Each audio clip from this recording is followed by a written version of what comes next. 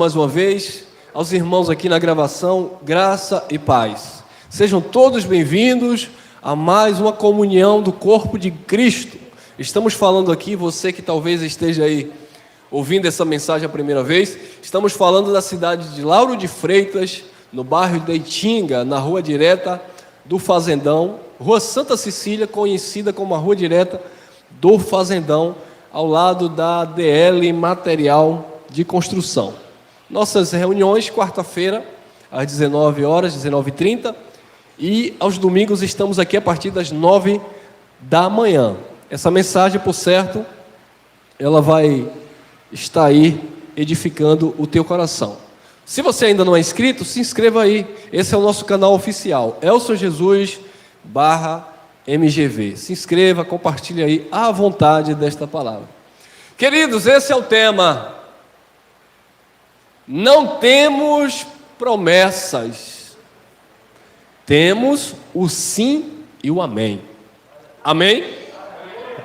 Vamos lá, isso aqui para os religiosos vai ser um desespero. Como assim, irmão?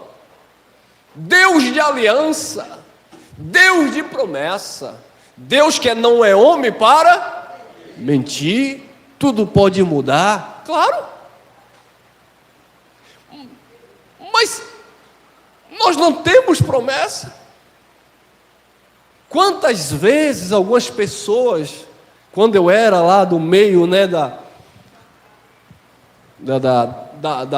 do sistema religioso, Deus tem uma promessa na sua vida, e Deus vai cumprir essa promessa. Amém, irmão? Mas a verdade é que Deus não tem promessa na tua vida.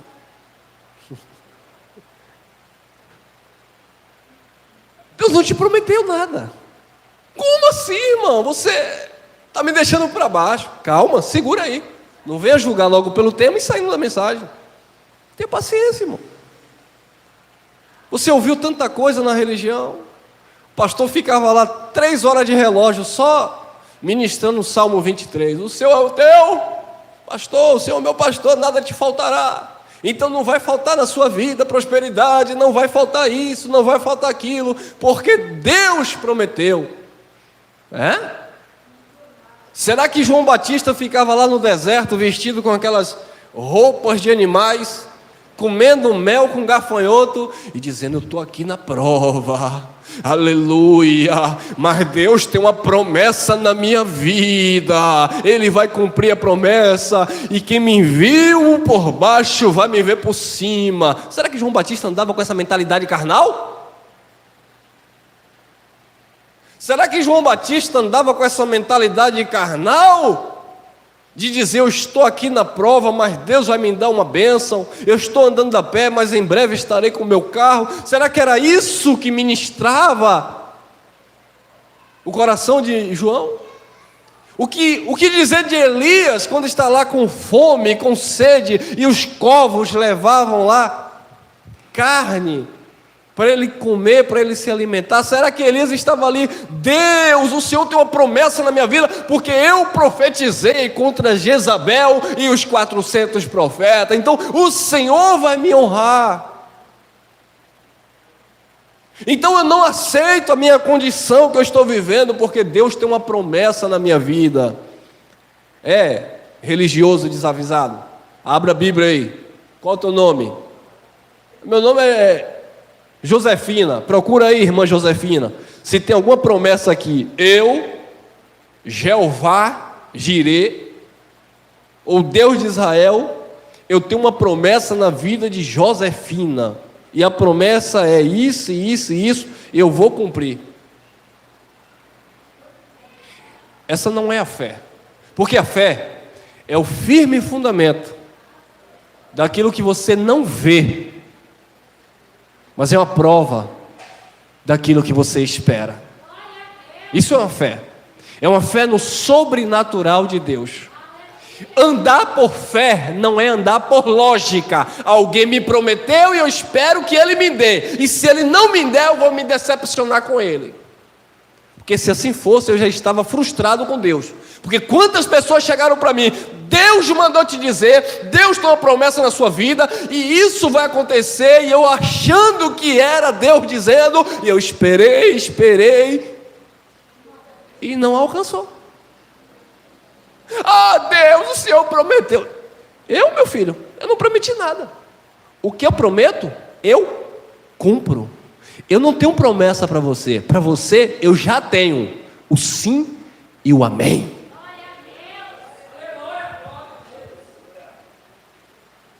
2 Coríntios, capítulo 1, versículo 18. Antes, como Deus é o quê? Deus é fiel ou Deus é infiel? Paulo falando a Timóteo, ainda que sejamos infiéis, Deus, todavia, permanece fiel. Não fiel a você, mas fiel à sua própria palavra. Ah, mas ainda que eu seja, aí o religioso ele puxa. Ei, Senhor, ainda que eu seja infiel, o Senhor é fiel para comigo. Então aquilo que o Senhor me prometeu, aí começa a humanizar tudo. A irmã já diz, aquilo que o Senhor prometeu para mim, eu sei que eu sou um vaso, eu sei que eu sou falho, eu sei que eu sou miserável, pobre, cego e nu. Eu sei que eu sou infiel. Mês passado eu não dei o dízimo, eu não participei da campanha, eu não participei do projeto da igreja. Eu sei, Senhor, eu sou infiel, mas o Senhor é fiel a mim, e o Senhor vai tirar o meu marido daquele mundo de droga. Deus não prometeu tirar o marido dela do mundo das drogas, não. Deus deu uma mente, uma racionalidade, um conhecimento para discernirmos entre o bem e o mal. Ah, irmão, mas aí você não está acreditando em um milagre. Aí é outra coisa. Não estou falando disso. Eu estou falando de promessa, não estou falando de milagre. Milagre é naquilo que o homem não pode agir, Deus age por sua graça, e tem coisa que você nem sabe. É como eu dizer assim, tantas coisas que Deus já curou na minha vida, e eu nem sei. E como é que tu sabe que Deus te curou de coisa que você não sabe? Eu sinto isso em mim. É uma fé quebrada dentro de mim. Então Deus, amado, Ele não tem uma promessa, Ele já tem na tua vida o sim e o amém, o decreto, a realização de todas as coisas. Antes, como Deus é fiel, porque Deus não pode negar-se a si mesmo. Ele não volta atrás, Ele não é homem para que minta, nem filho do homem para que se arrependa. O que Ele disse está dito e acontece. É por isso que os religiosos ficam aí esperando Jesus voltar na nuvem, porque Jesus disse lá, Jesus é mentiroso. Jesus disse, não passará esta geração, a geração de Jesus. E Jesus olha para o sumo sacerdote e diz, você verá o Filho do Homem vindo com poder e glória sobre as nuvens. Aí o religioso está olhando para o céu, achando que Jesus falou em um sentido literal, descendo. E todo olho enxergando. E aqueles que já morreram, e agora? Querer interpretar as escrituras ao pé da letra. É porque a Bíblia diz, irmão, que no céu, no inferno haverá ranger e o banguelo. Então quem não tem dente não vai para o inferno, porque no inferno diz que tem que ranger os dentes. Então vamos todo mundo tirar o dente, tirar a dentadura, para ninguém ir para o inferno. Mas isso é para interpretar o pé da letra. Viu o problema, amado? Antes, você gosta, né? Antes, como Deus é fiel, a nossa palavra para convosco não foi sim e não. Mas a palavra de Deus diz que eu tenho que ser sim, sim, não, não. A palavra do crente é sim, sim, não, não. Isso é mais uma coisa religiosa.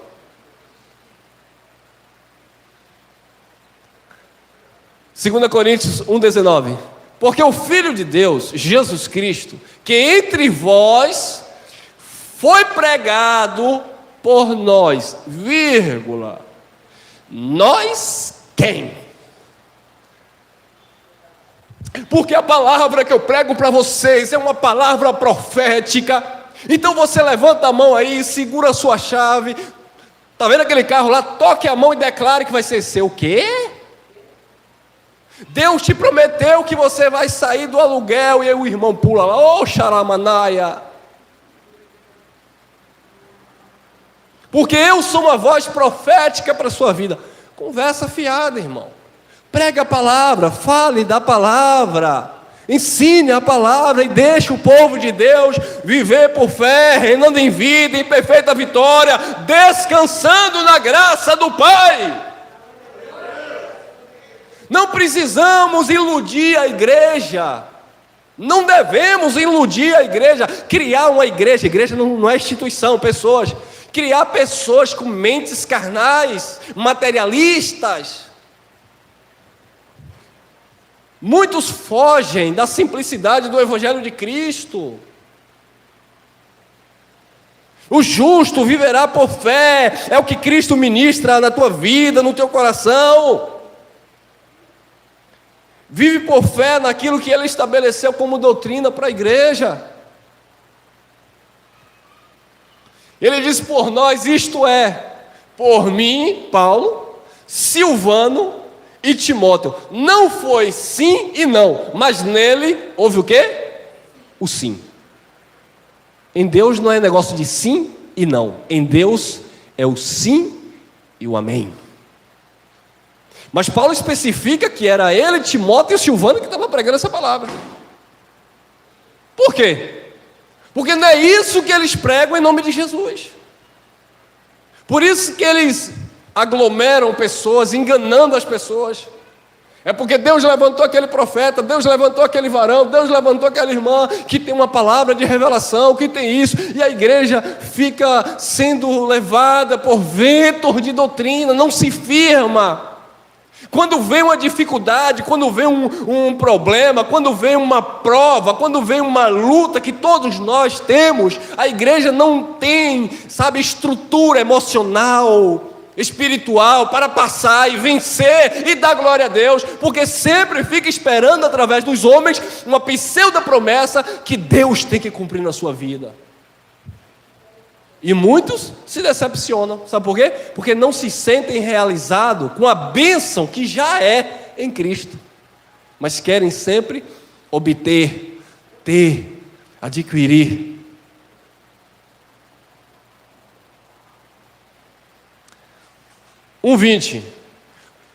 Porque algumas, todas, porque todas quantas promessas há de Deus, não é do homem. Promessa do homem aí você vê a rodo. Promessa política, promessa pastoral, promessa religiosa, promessa disso, promessa daquilo. Você vê a torta e a direita. Porque todas quantas promessas há de Deus são nele. Quem está em Cristo aqui? Nele. É por isso que Paulo não diz, você está perfeito na igreja evangélica.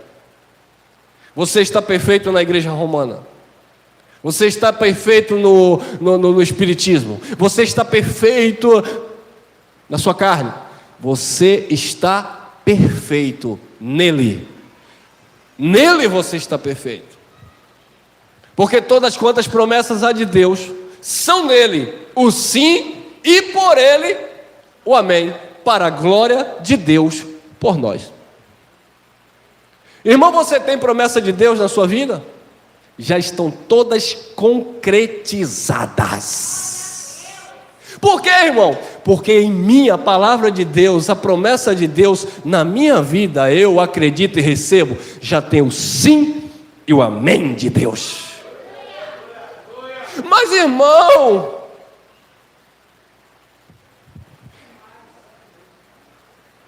aqueles que confiam no Senhor não serão confundidos. nós fomos chamados ao descanso da graça de Deus.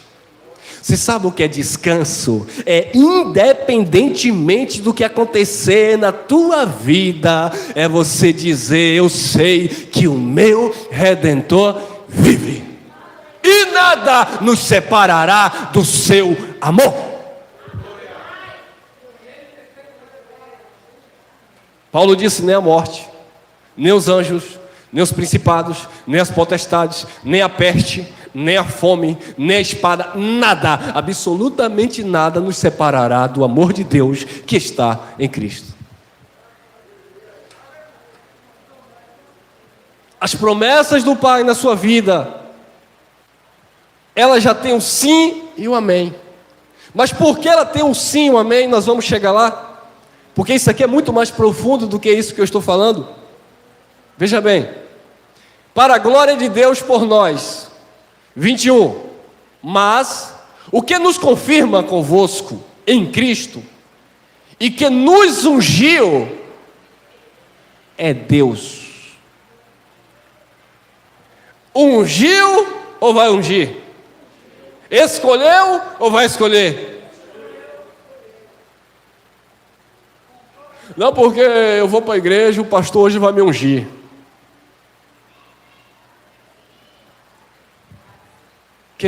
Quem nos confirma em Cristo, que nos ungiu, é Deus. Porque nele você já tem o sim e o amém. 22. O qual também nos selou e deu o penhor do Espírito em nossos corações. Você já viu a perfeição que você se encontra em Cristo? Que é tudo diferente daquilo que a religião ensina.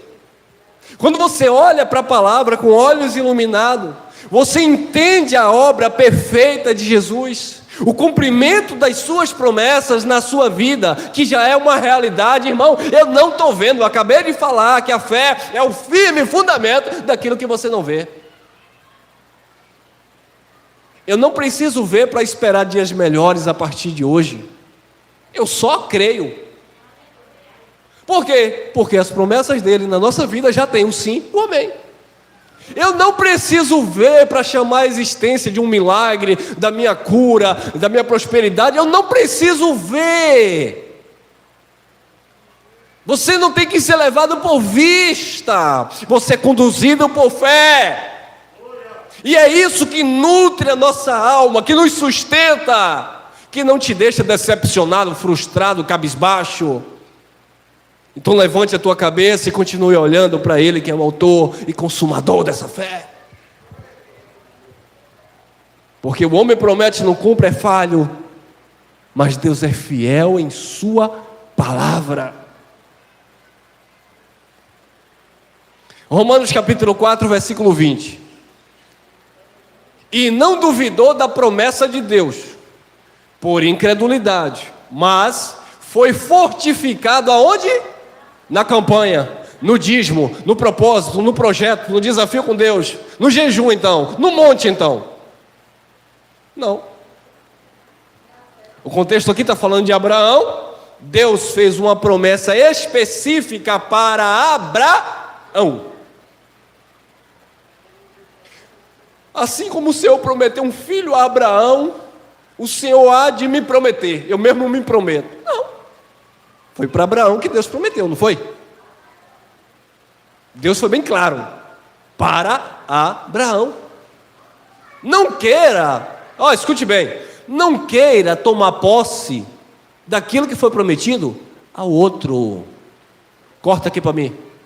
É por isso que nasce inveja, porfia, dissensões, facções, porque os crentes estão sendo doutrinados a cobiçar o que é do outro. Parece que a grama do vizinho sempre é mais verde. E cria-se um monte de gananciosos. Você sabia que tem até mensageiros da graça que não gosta de mim, não gosta do Geraldo, não gosta de outros irmãos, porque querem pregar, porque nós pregamos, porque querem abrir um canal no YouTube, grandes coisas, porque nós temos, para quê? Que Deus tem na vida de cada um, já tem o sim e o amém. Eu não vou ter nada do que é teu se não estiver no sim e no amém de Deus. Você não terá nada do que eu tenho, pode ter menos ou até mais. O que é teu, é teu. O que é meu, e já temos o sim e o amém de Deus. Abraão não duvidou da promessa de Deus por incredulidade, mas foi fortificado na fé, dando glória a Deus. Isso não é uma força de expressão para eu iludir a igreja nessa manhã que se reúne aqui, ou você que me acompanha na gravação? Começa a dar glória, irmão. Começa a dar glória para a promessa se cumprir na sua vida. Começa a dar glória, vai embolando a língua aí, glória, glória, glória, vai ver que você morde e de repente sai uma língua de anjo. Mas isso aí é sangue. Foi Abraão que não duvidou da promessa que Deus lhe havia feito. Só que os crentes hoje duvidam daquilo que Deus realizou na cruz. Já havia uma promessa que o nascido ali da mulher, a semente da mulher, iria esmagar a cabeça da serpente. Era uma alusão a Cristo e ao pecado.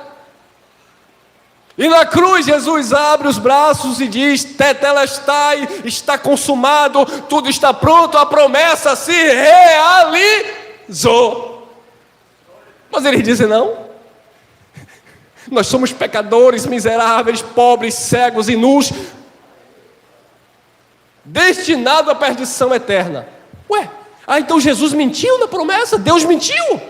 Não, a promessa dele tem um sim e um amém. Por boca de Joel, ele prometeu nos últimos dias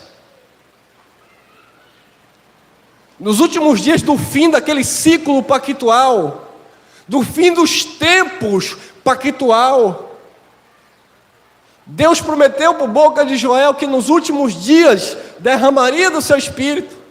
E lá em Atos dos Apóstolos, a promessa de Joel, isso não é mais uma promessa futura, é uma realidade, já é o sim, amém. Lá em Atos dos Apóstolos, ele derramou sobre a igreja o Espírito Santo. Mas o crente hoje vai para a reunião, culto de poder hoje, busca do Espírito, então Deus é mentiroso. Porque Deus prometeu, derramou, e a igreja está vindo buscar o Espírito Santo, como se Deus tivesse prometido a você que vai derramar hoje. Ou no monte ali em Itapuã, vou buscar o Espírito Santo, oh glória. Paulo disse: não sabeis? Ou vocês estão dizendo que Deus é mentiroso? Vocês não sabem que vocês são o templo do Espírito Santo?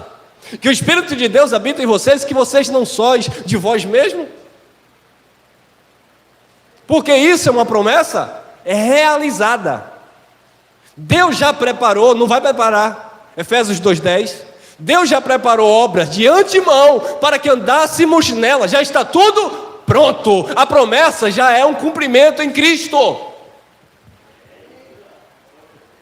Agora, só com olhos espirituais é que você vai conseguir enxergar isso. O Evangelho parece que é coisa de, né? Mas foi Paulo que disse. Nós somos salvos pela loucura da pregação.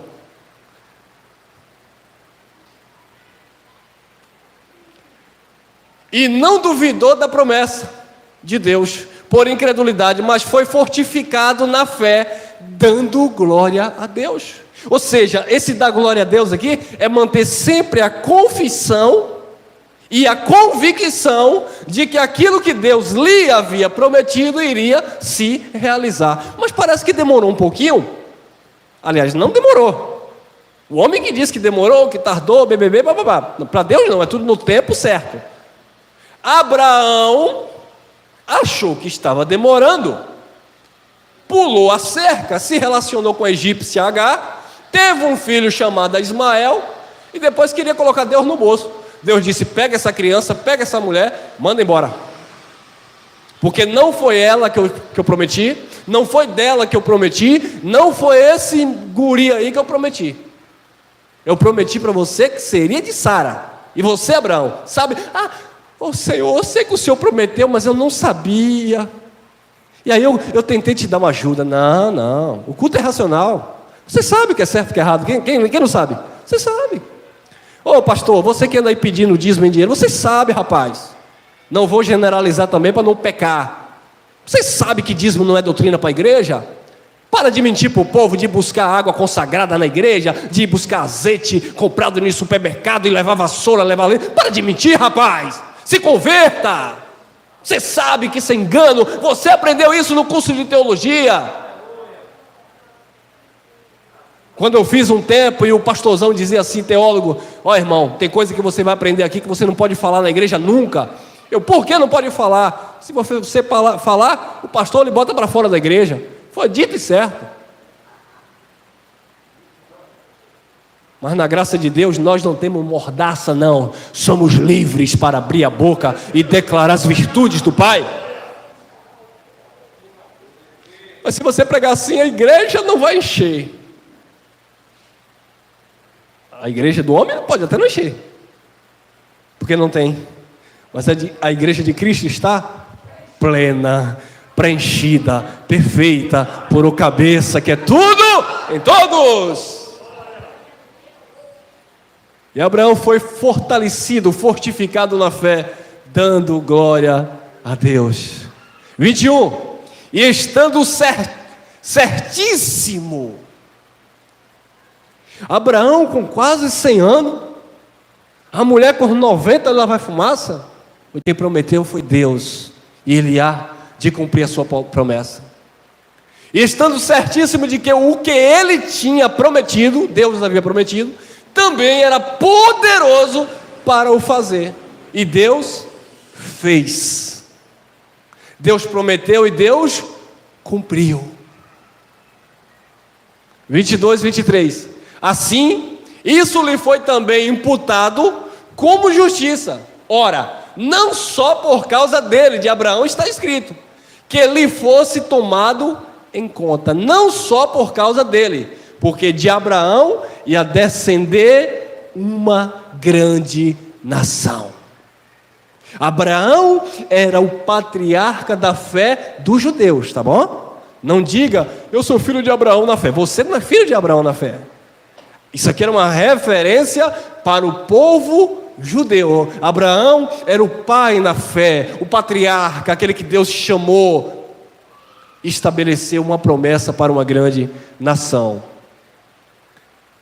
Romanos 4, 24.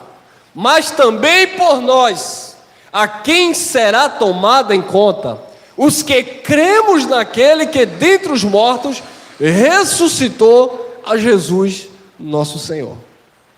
Paulo disse: aquela promessa que foi feita a Abraão, Paulo falando entre os irmãos judeus, essa promessa se cumpre em nossas vidas, porque nós cremos na ressurreição do nosso Senhor. E nós que cremos, esta promessa é uma realidade. Ela já se concretizou. Por quê? Porque isso aqui dizia respeito às alianças que Deus tinha, ou aliança que Deus tinha para com seu povo. Romanos 4, 25. O qual por nossos pecados foi entregue e ressuscitou para nossa justificação. O pecado aqui nós sabemos que era a transgressão da lei aos quais os judeus estavam submetidos. Ele foi entregue por causa do pecado, que era a transgressão, e ressuscitou para a justificação. E onde é que eu me encaixo nisso, irmão? Você nasceu depois da obra consumada, irmão. Onde é que eu me encaixo isso, irmão? Você nasceu já com a promessa realizada. Eles estavam debaixo da promessa. Nós somos a promessa de Deus. Olha aí, Hebreus capítulo 4, versículo 1. Paulo está falando aos hebreus, explicando a questão justamente disso, das alianças. falando que o sacerdócio de Cristo era superior ao sacerdócio levítico. E ele faz uma analogia entre o sacerdócio, e ele diz assim: olha, o sacerdócio de quem Cristo descendeu é de Melquisedeque, mas o sacerdócio levítico, ele é limitado pela morte, morreu, acabou. Mas o sacerdócio de Cristo é um sacerdócio eterno, perpétuo, ou seja, isso que era uma promessa é uma realidade agora em Cristo. Mas os hebreus queriam continuar e estavam vivendo entre duas alianças, participando dos benefícios do reino, visto que Cristo já tinha ressuscitado, porém eles estavam ainda misturados com as coisas do judaísmo. O templo estava de pé e eles estavam ali participando ainda das oblações, das cerimônias, dos sacrifícios, dos dízimos e do paga-preço que havia naquela aliança. E Paulo diz assim: temamos, pois, que porventura, deixada a promessa. Você observa entre linhas aqui que Paulo estava dizendo para os hebreus que os hebreus estavam deixando a promessa. Havia uma promessa que em Cristo era uma realidade, mas alguns estavam descartando essa promessa. Não estavam vivendo esta realidade, estavam deixando a promessa lá, deixando a promessa de entrar no seu repouso, no seu descanso. Na lei não havia descanso, na lei de Moisés não havia repouso. Por isso que Jesus, no cumprimento da lei, tá bom? Ele disse que o reino era tomado por esforço, por luta. O reino, no cumprimento da lei, era conquistado à força. Então isso dá margem de interpretação errônea para os teólogos, pastores, obreiros, mercenários, dizer que para você entrar no reino, você tem que pagar o preço, porque foi Jesus que disse que o reino é tomado por força. Mas Jesus estava no cumprimento da lei, estabeleceu uma promessa para que você hoje esteja no repouso, descanso. Como você faz parte do reino de Deus hoje? Por força, como no tempo de Jesus? Ou você desfruta do reino e descansa em Cristo? Desfruta do reino. Você tem que descansar em Cristo. E descansar não é você parar e respirar.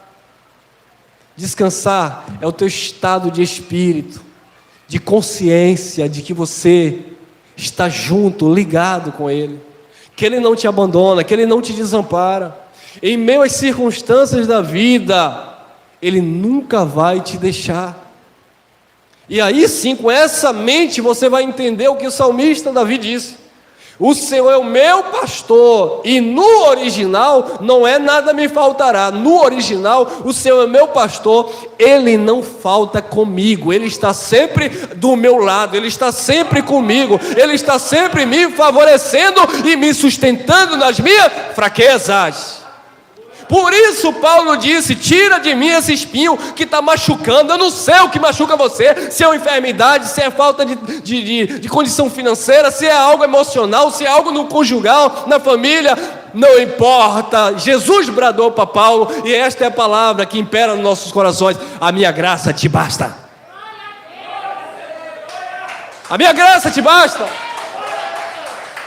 O meu poder se aperfeiçoa na tua fraqueza. Se não tem fraqueza humana, não tem poder de Deus. Se não tem fraqueza humana, não tem ação do poder de Deus. Aí Paulo disse: de muito boa vontade me gloriarei nas minhas fraquezas, nas angústias, para que em mim habite o poder de Deus.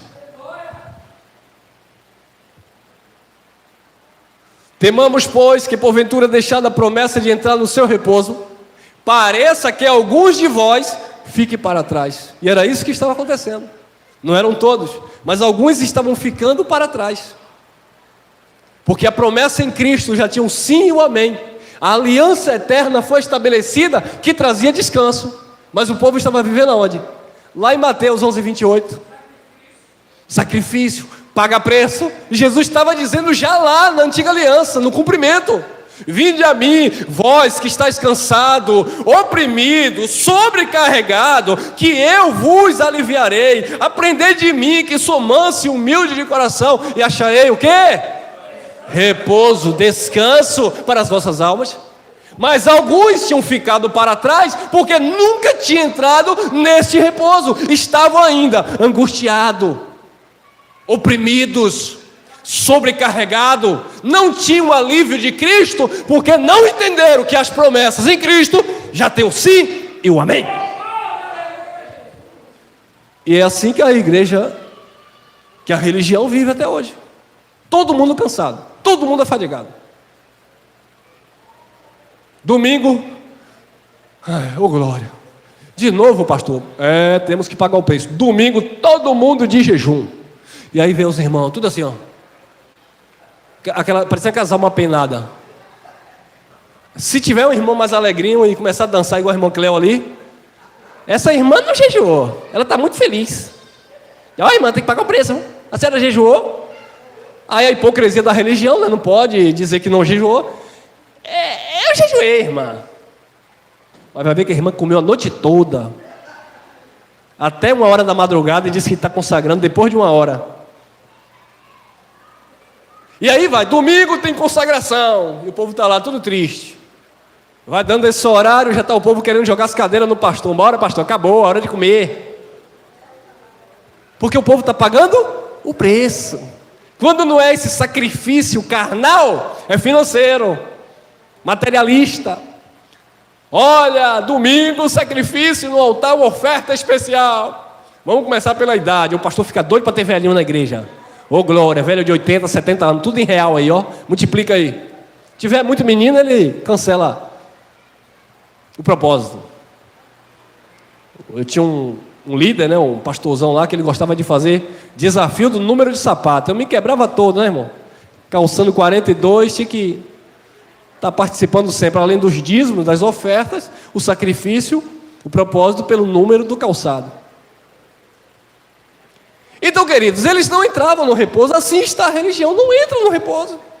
O povo só vive cansado, o povo não aguenta mais. É a liderança arrancando, tipo, pedindo dinheiro, pedindo empresa, pedindo tudo, e o povo está dando, mas nada tem. Por quê? Porque estão sendo enganados. E é propósito, é jejum, é paga preço, é vai no monte.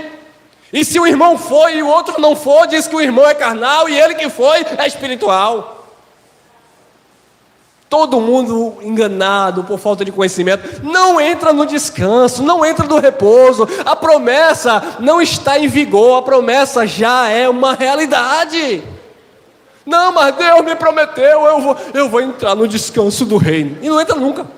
Tem crentes que morrem atribulados, sabia? Medo do diabo, medo de perder a salvação, medo de perder o emprego, medo de perder o casamento, medo disso, medo daquilo, morrem atribulados. É claro. Quer viajar, não pode porque o pastor não deu a bênção. Quer ir para outra igreja, não vai porque o pastor não liberou a carta. E vive atribulados, aí xinga o pastor, xinga a mulher do pastor, xinga todo mundo, mas não tem atitude de viver o reino de Deus, porque não conhece a promessa que já é uma realidade em Cristo. 4:2. Porque também a nós foram pregadas as boas novas, boas notícias, evangelho, como a eles, mas a palavra da pregação nada lhes aproveitou, porquanto não estava misturada com a fé naqueles que a ouviram. Se você ouve a palavra da pregação, você ouve o evangelho, você ouve as promessas realizadas em Cristo, você ouve a mensagem da cruz, a obra consumada, o está perfeito nele. Mas se você não pega esta palavra, essa pregação, e mistura ela com a fé, não adianta nada. É como disse Paulo: eu não recebo a graça de Deus em vão. Porque se a justiça procede das promessas, promessa era na lei. Segue-se então que Cristo morreu em vão. E eu não anulo a graça de Deus. Se não mistura a palavra da pregação com a fé, nada aproveita. Pode ouvir, irmão. Pode ouvir. Ah, mas eu estou na graça, irmão, já congrego com um irmão, eu ouço o irmão no YouTube, eu já estou uns 10 anos já ouvindo a palavra da graça de Deus, mas, sabe, eu estou ainda insatisfeito, eu estou ainda, sabe, inseguro, incerto. A pergunta é: tem misturado a palavra da pregação com a fé? Ou está enganando a si mesmo? Paulo diz: provai a vós mesmos, se permaneceis na fé. A graça não roubou a tua fé, a graça aperfeiçoou a fé, porque a fé vem pelo ouvir, e ouvir a palavra de Deus. Em vez de quando vem alguns engraçadinhos e diz assim: ah, esse povo da graça não crê em milagre, eles não têm fé. Eu não tenho a fé que vocês têm, porque a fé de vocês é crer em um diabo que diz que é quase mais poderoso do que Deus. Porque ele diz assim: Deus me deu a bênção, mas o diabo está doido para tomar. Que fé carnal é essa? Uma fé negativa, é uma fé fingida. Paulo disse: o nosso amor, a nossa fé tem que ser uma realidade, uma certeza, uma convicção, não pode ser nada por fingimento. Eu sei, irmão, que Deus fez, mas fez ou não fez? Você crê que está nele unido, perfeito, e nada te separa? Ou você coloca a cabeça no travesseiro e ainda diz assim: rapaz, o irmão já explicou que inferno é uma tradução do latim que significa profundezas. O irmão já explicou que Hades do hebraico, ou do grego, ou Sheol do hebraico significa sepultura, traduzindo, inferno é lugar dos mortos. Eu sei, mas em vez em quando eu sonho com um capeta me puxando. É porque não está misturando a palavra da pregação com a fé. Ouve a palavra da graça, mas a mente ainda está cauterizada pelo sistema religioso que o escravizou durante tanto tempo.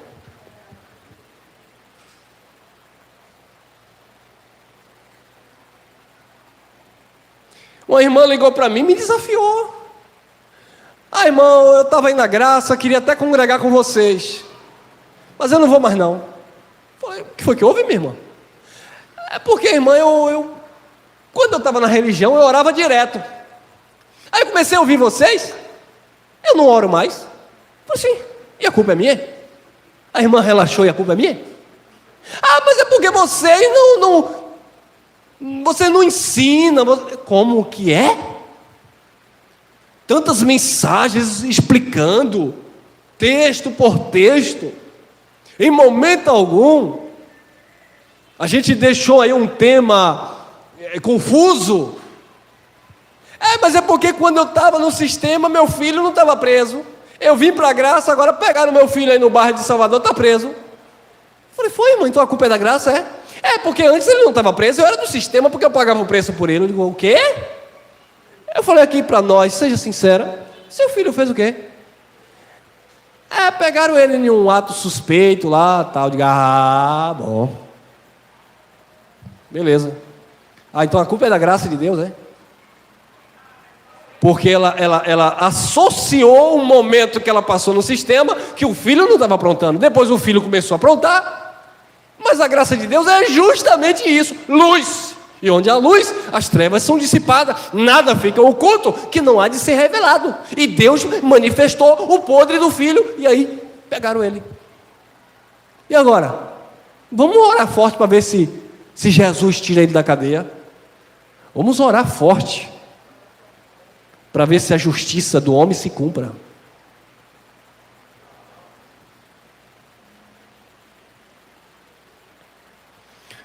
Hebreus 8:6, olha lá. Mas agora alcançou ele ministério tanto mais excelente, quanto é mediador de uma melhor aliança, que está confirmada em melhores promessas. Então, observe, amado, que Deus havia prometido, era uma promessa, por boca do profeta Jeremias, ele iria estabelecer uma aliança para a casa de de Israel e a casa de Judá. Houve uma promessa que Deus iria estabelecer uma nova aliança. Eles estavam vivendo naquela aliança que era ministério de condenação e morte, e Deus, por boca do profeta Jeremias, já havia dado uma promessa que dias melhores viriam, que eles entrariam no descanso de Deus. Então essa promessa, ela se confirma em Cristo. Por quê?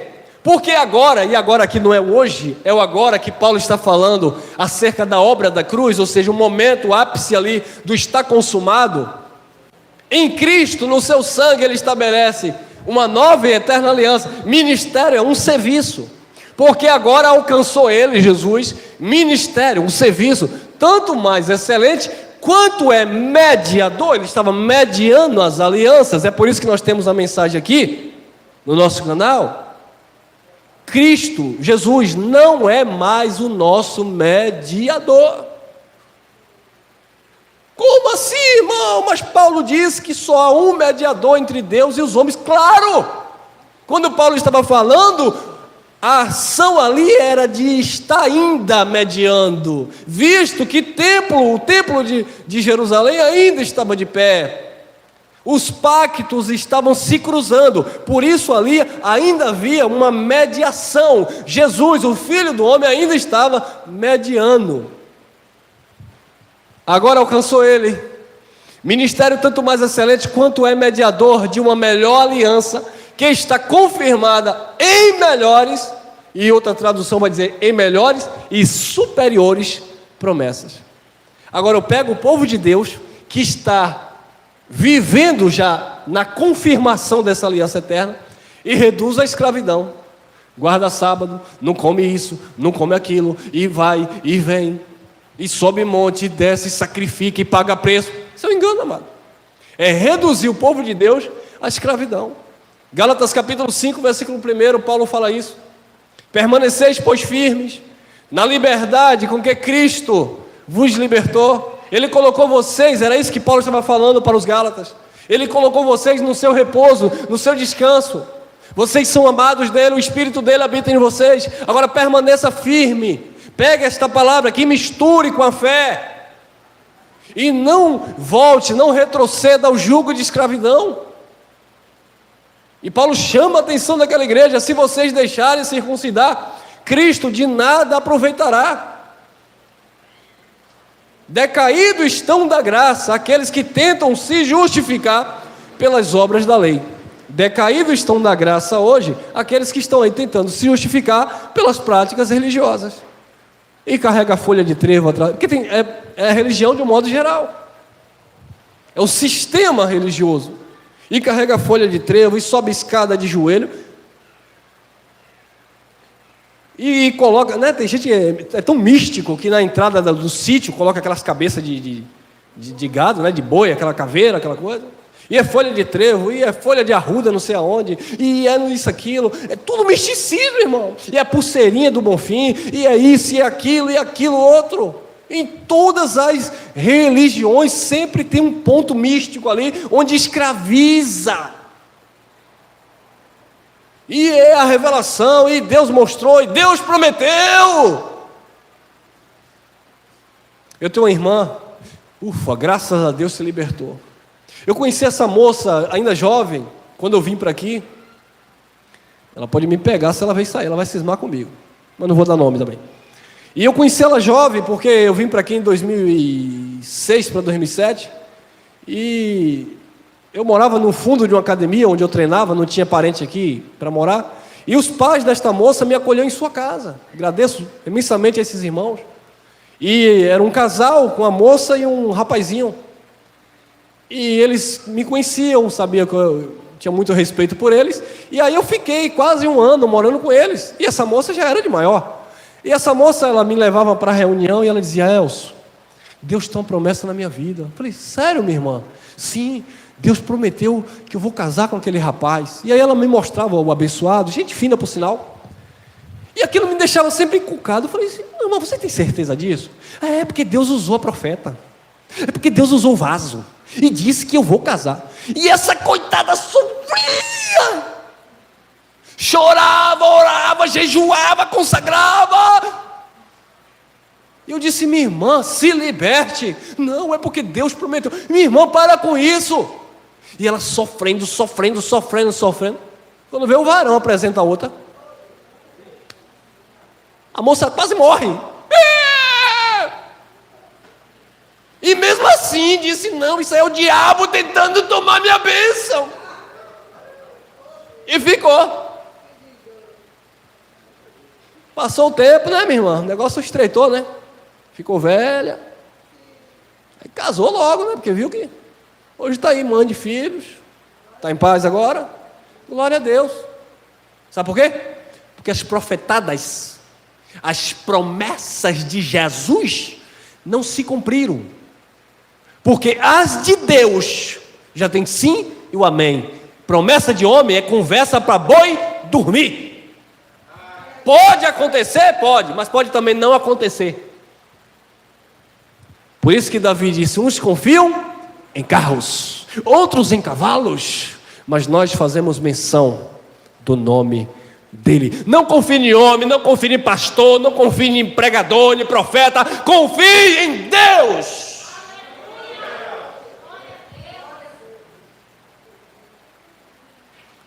E ele estabeleceu uma aliança que está confirmada em melhores promessas. 8:7. Porque se aquela primeira, falando da aliança, porque se aquela primeira fora irrepreensível, nunca se teria buscado lugar para a segunda. Então aquela primeira aliança era uma aliança repreensível, era uma aliança falha, era uma aliança carnal. Então Deus estabeleceu, por boca do profeta Jeremias já declarava, que Deus iria estabelecer uma nova aliança, porque aquela primeira era uma aliança falha, fraca, carnal.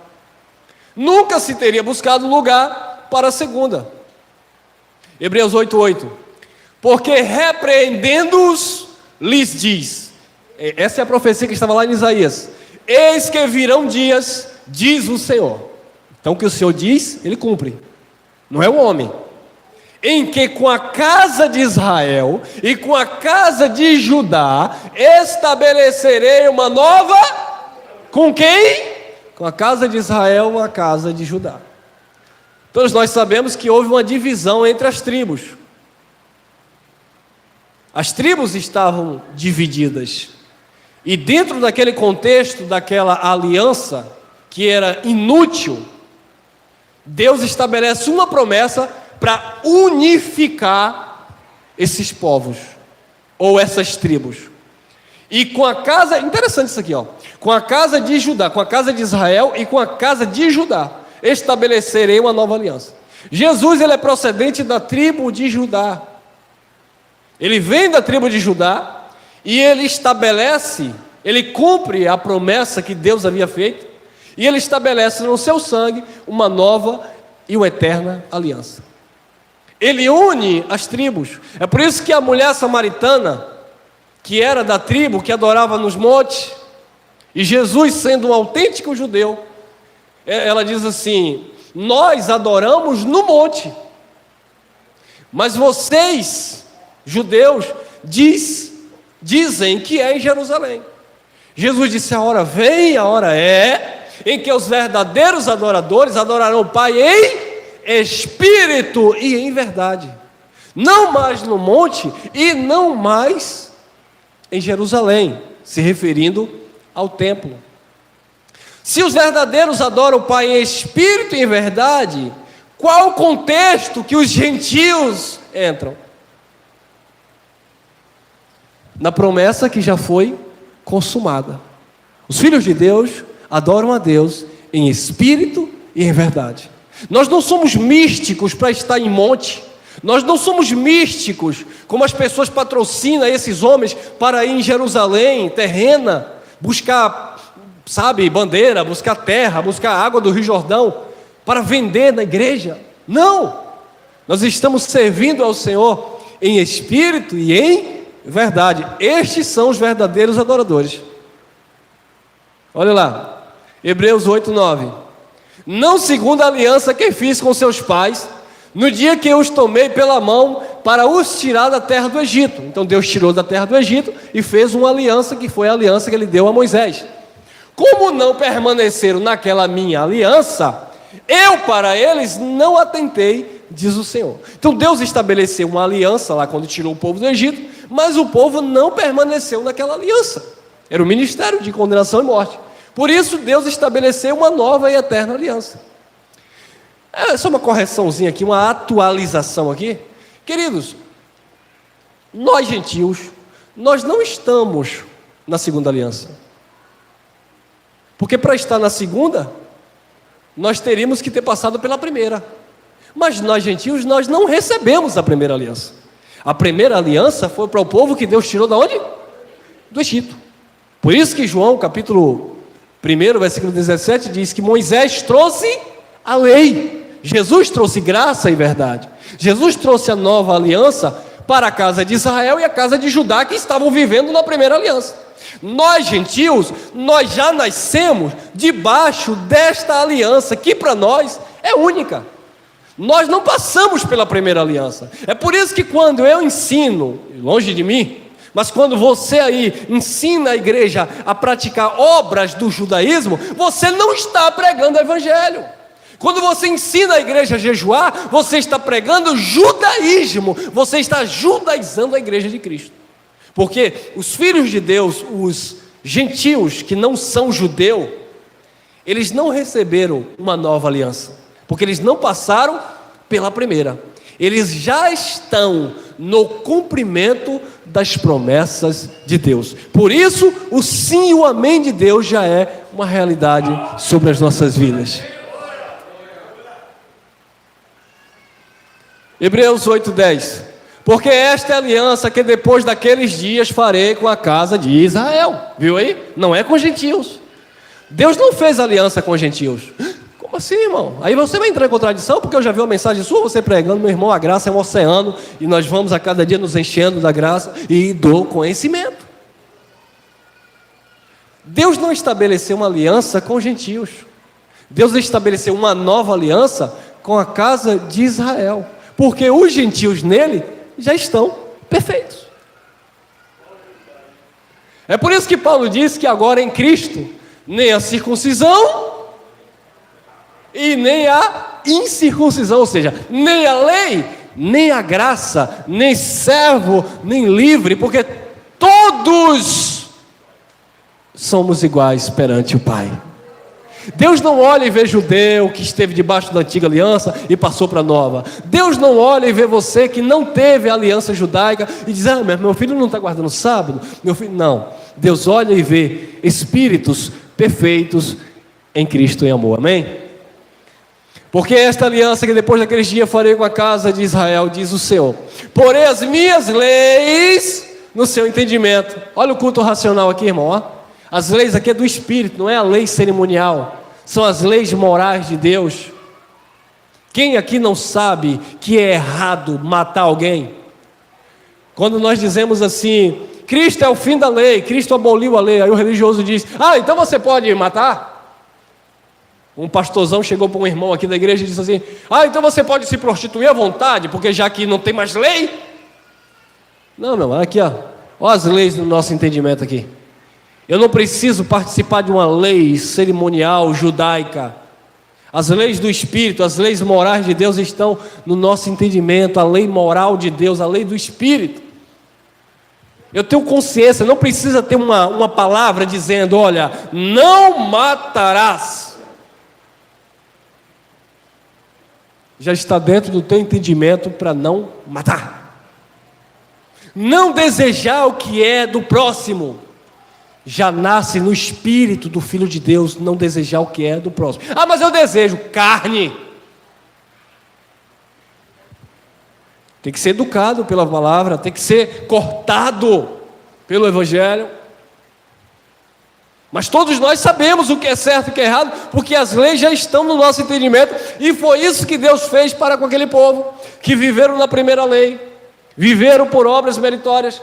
Deus colocou as leis no seu entendimento, e em seu coração as escreverei. Era uma promessa que se cumpriu. e eu lhes serei por Deus, e eles me serão por povo. Vamos adiantar. Hebreus 8:11. E não ensinará cada um o seu próximo, nem cada um ao seu irmão, dizendo: conhece o Senhor, porque todos me conhecerão, desde o menor deles até quem? E aí, é mentira de Deus? Eu vou ensinar alguém hoje? Eu vou transmitir o ensinamento, mas quem ensina é Deus. Paulo disse: eu plantei, Apolo regou, mas quem deu o crescimento? Deus. O problema é que muitos não participam nem do plantio e nem da fase de irrigação. Aí não tem crescimento. Eu plantei, Apolo regou. Então estamos semeando, plantando. Alguém vai vir daqui a 10 anos e regar sobre esta mensagem. Deus, por certo, levantará muitos outros ministros para dizer: olha, 10 anos atrás, há 20 anos atrás, há 50 anos atrás, apareceu aí uns irmãos pregando a graça, e nós estamos hoje regando sobre esta palavra, continuando, dando continuidade a essa mensagem. Um plantando e um regando, e Deus dando o crescimento, amado.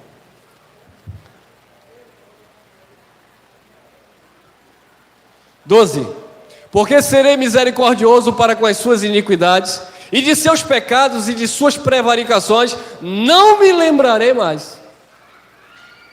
Ele perdoou. 13, dizendo: nova aliança envelheceu a primeira. Ora, o que foi tornado velho e se envelhece, perto está de... Por que Paulo diz que está perto de acabar e não acabou ainda? No contexto de Paulo. Porque aqui ainda existiam as práticas cerimoniais no templo.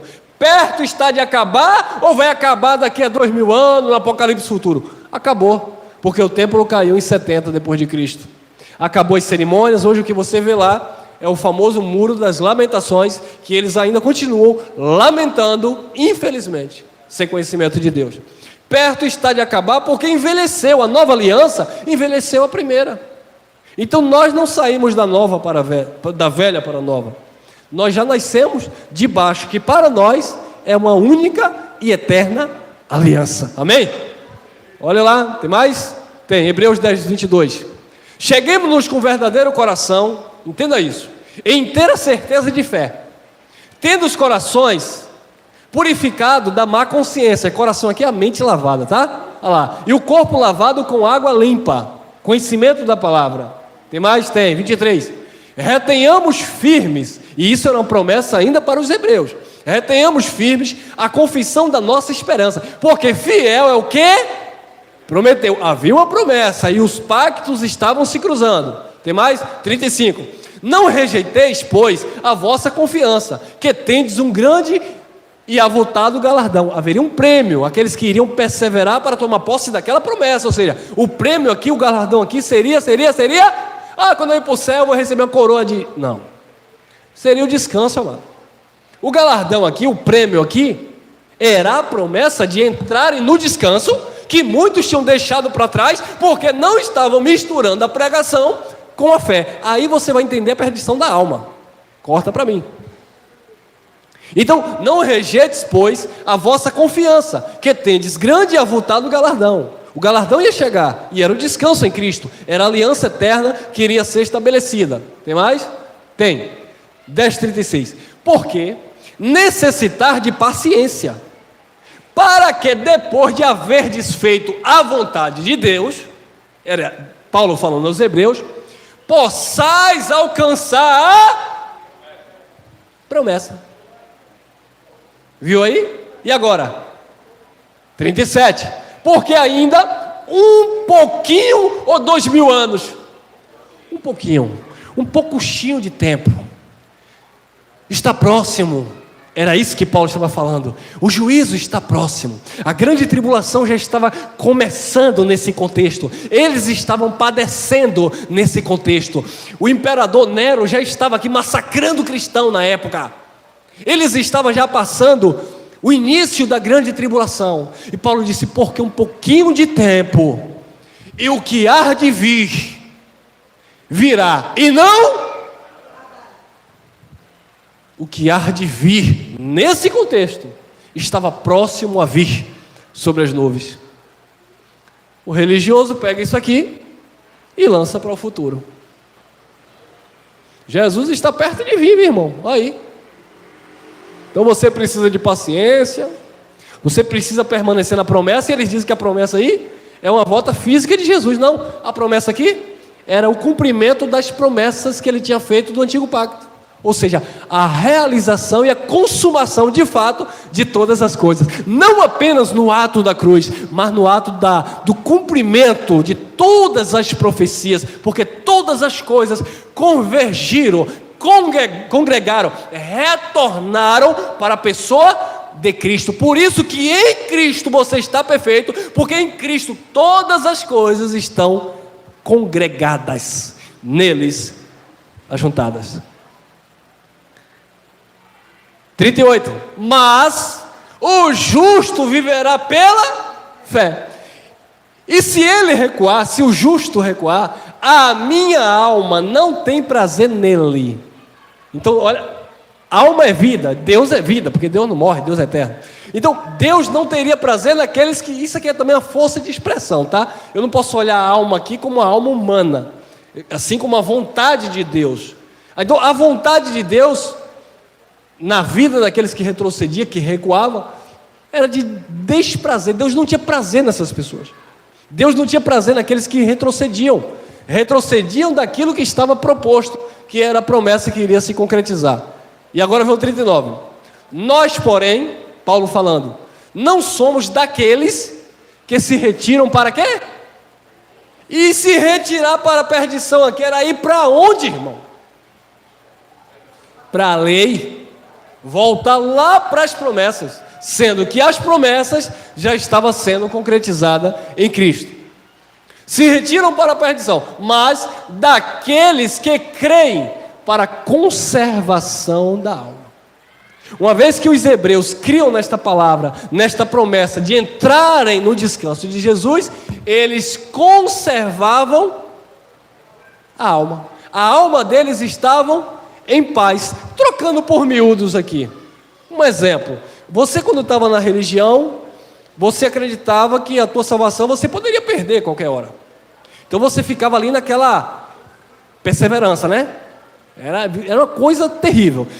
Eu tenho que ir para a igreja segunda, quarta e sexta no mínimo, eu tenho que dar dízimo, eu tenho que jejuar. E aí você tinha aquelas regras que todos nós conhecemos. Por quê, irmão? É porque eu posso perder a salvação. Então a tua alma não tinha paz, porque você vivia atribulado. Você era salvo no Espírito, mas você não sabia. Você queria se aperfeiçoar mediante as obras carnais. Então você ficava ali tentando, esmurrando, pagando um preço que na verdade já tinha sido pago por Cristo. Então a tua alma estava perturbada. Paulo estava dizendo que Deus não se agradava daqueles que retrocediam para esse sentimento, para esse entendimento arcaico, caduco, que era da lei de Moisés, mas que eles perseverassem crendo para a conservação da alma. Você hoje está na graça, você veio para o campo da graça. Essa palavra trouxe ou não trouxe conservação para a tua alma? Trouxe ou não trouxe descanso para a tua alma? Essa é a salvação da alma, não tem outra interpretação. A tua alma está salva mediante o Evangelho de Cristo Jesus. É algo para você viver aqui, e o galardão é justamente o descanso que você tem em Cristo Jesus, o nosso Senhor.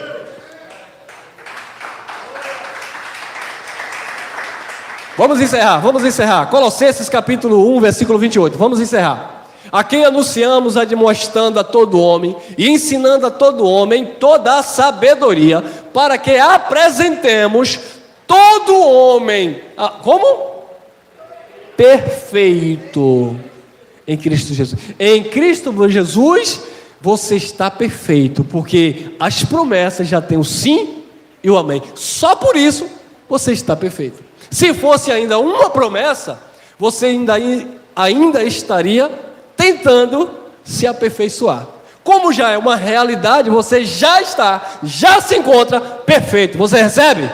Recebe esta palavra? Você está perfeito. Feito em Cristo Jesus. Não há nada que a religião venha dizer contrário a isso para você. Você está em Cristo perfeito. Promessa cumprida, concretizada. O sim e o amém de Deus. Colossenses 2:10. E estais perfeito aonde? Nele. Na religião você está sempre manco, sempre defeituoso. E estais perfeito nele, que é a cabeça de todo principado e potestade. Jesus Cristo, Ele é a cabeça, Ele é o líder, Ele é o maioral de todo principado, príncipe, potestade, poder. Ele é maior do que tudo, amém? E aqui encerramos, Colossenses, capítulo 3, versículo 2, capítulo 3, versículo 14. E sobre tudo isto, isso é importante, meu irmão, revestivos de amor, que é o vínculo da perfeição. Você precisa se revestir de amor. O amor é o vínculo de toda a perfeição. Por isso que Jesus disse que o cumprimento da lei é justamente o quê? O amor. Porque quem ama, cumpriu a lei. Amém? Graça e paz, abençoados, e até o próximo encontro.